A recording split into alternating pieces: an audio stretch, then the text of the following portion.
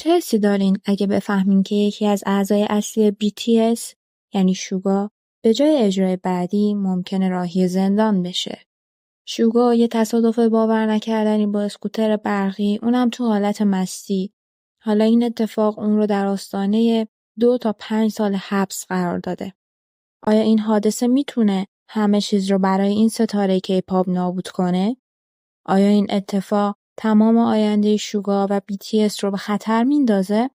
حقیقت تکان دهنده این ماجرا و تأثیرات اون روی حرفه شوگا چیزی نیست که بخواین از این ویدیو دست بکشین. در ادامه جنجال هایی که برای شوگا و BTS تو جریان خوردن الکل و بعد رانندگی با اسکوتر برقی تا دستگیری توسط پلیس و واکنش طرفداران ایجاد شد، پای ارتش کره هم به این پرونده باز شد. سربازی اجباری شوگا عضو BTS در میون این جنجال ها مورد توجه قرار میگیره و در 17 مرداد ماه هم دفتر اداره نیروی انسانی نظامی کره اعلام میکنه که شوگا عضو BTS با عواقب اضافی برای اقدامات خودش مواجه نمیشه و گفتن که شوگا به دلیل اینکه این حادثه رو خارج از ساعات کاری خودش به وجود آورده نمیشه که به خاطر آسیب رسوندن به چهره این نظام مشمول مجازات باشه. در ادامه این پرونده که در دست پلیس کره هست و مورد بررسی قرار گرفته، اونا تایید کردن که اسکوتر برقی که شوگا استفاده کرده حاوی صندلی بوده و بعد اون رو اسکوتر برقی صدا بزنیم، چون دستگاهی که استفاده کرده یه موتور داخلی داره و کارش هم دقیقاً مثل حادثه رانندگی در حین مستی تلقی میشه و مثل خودرو و طبق قوانین خودرو باش برخورد میشه و گواهینامه‌اش باطل و تخلف راهنمای رانندگی براش ثبت میشه و مجازات خودش رو هم میگیره. اما اگر وسیله‌اش صندلی دار نباشه، این پرونده صرفاً با یه جریمه نقدی بسته میشه. ولی پرونده شوگا هنوز که هنوزه تو دست بررسیه.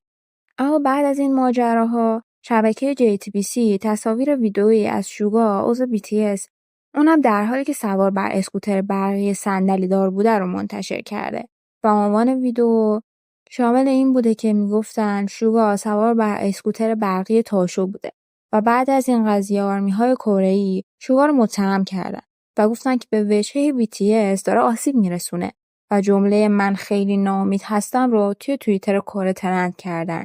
برخی نظرات اونها رو با هم دیگه ببینیم. اما قبل از اینکه نظراتو بخونم یاد نره ویدیومو لایک کنی. من از یونگی و تعداد آرمی هایی که ازش دفاع میکنن ناامیدم. چطور میتونن از کسی دفاع کنن که نه تنها قانون رو نقض کرده بلکه میتونسته به کسی آسیب برسونه؟ چطور میشه گفت نیازی به عذرخواهی نداره؟ من از اون آرمی هایی که ازش دفاع میکنن ناامیدم. کاربر دوم میگه این درست نیست. حداقل فکر نمی‌کردم اون 3 تا کلمه رانندگی در حالت مستی رو ببینم. من خیلی ناامیدم. من از یونگی خیلی ناامید شدم. صادقانه بگم منتظرش بودم و فکر می‌کردم که اون سخت کار میکنه و چون تو 2 سالی که طرفدارشم اون همیشه پسر خوبی بوده ولی الان ناامیدم کرده. ناامید شدم که یونگی این خبر رو بعد از مدت‌ها نبودنش به وجود آورده. جدی تمام ایمانی که بهش داشتم نابود شده و وجهه BTS هم خراب شده.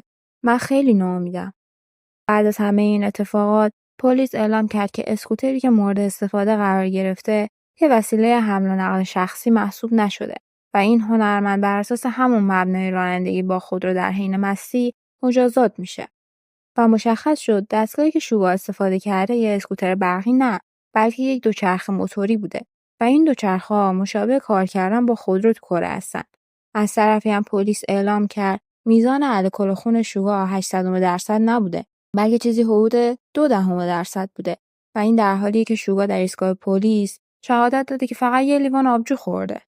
در حالی که مجازات برای داشتن محتوای الکل بیش از 800% 2 سال زندان با جریمه نقدی تا 10 میلیون وون است و محتوای بیش از 0.2% توی خون هم مجازات احتمالی و جریمه داره که شامل 10 الی 20 میلیون وون با حکم زندان 2 الی 5 ساله و با درصد الکل خون شوگا ممکنه میزان حبس 2 الی 5 سال رو براش ببرن.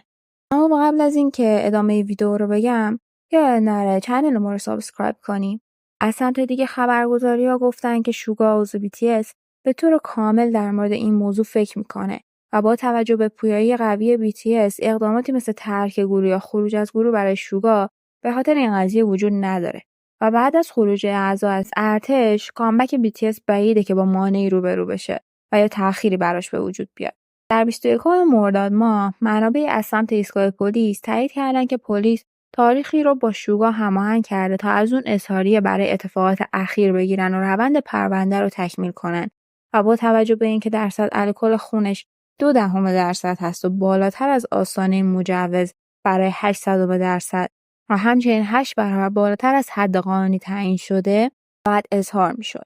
و در زمان حادثه هم پلیس شوگا رو به عنوان یکی از اعضای BTS اول نشناخت و به دلیل مستی که داشت نمیتونستن تحقیقات رو کامل کنن و فقط تست الکل ازش گرفتن و به خونه فرستادنش. اما الان پلیس قصد داره اون رو بازجویی کنه و روند پرونده رو ادامه بده. بعد از این اخبار واکنش کاربران کره‌ای چندان جالب نبود.